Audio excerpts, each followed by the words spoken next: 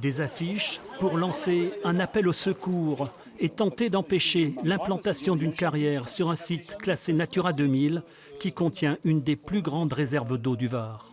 Ce qui nous fait peur, c'est qu'on est en train de transformer notre patrimoine naturel en patrimoine industriel. Tous les recours juridiques et légaux ont été épuisés. Tous ont statué en faveur du projet.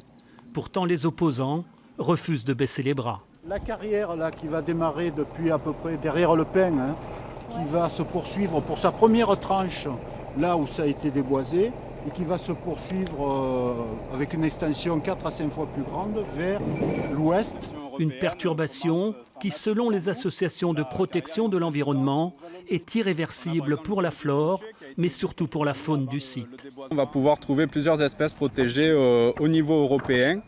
Et l'espèce phare, ça sera surtout les chauves-souris qui ont été vues dans les galeries de bauxite. Et c'est cette espèce-là qui, normalement, ne devrait pas permettre à la carrière d'exister sur un réseau de sites Natura 2000. Mais la plus grande inquiétude concerne la réserve d'eau estimée à 6 ou 7 millions de mètres cubes qui envahit les anciennes mines de bauxite et leurs kilomètres de galeries.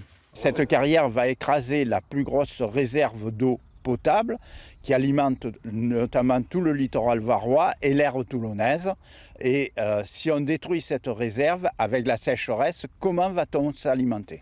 Pour les dirigeants de la carrière, toutes les mesures ont été prises pour assurer une parfaite exploitation du site. Toutes les études ont montré qu'il n'y avait aucune pollution possible. Notre procédé d'élaboration des granulats n'emploie aucun produit chimique.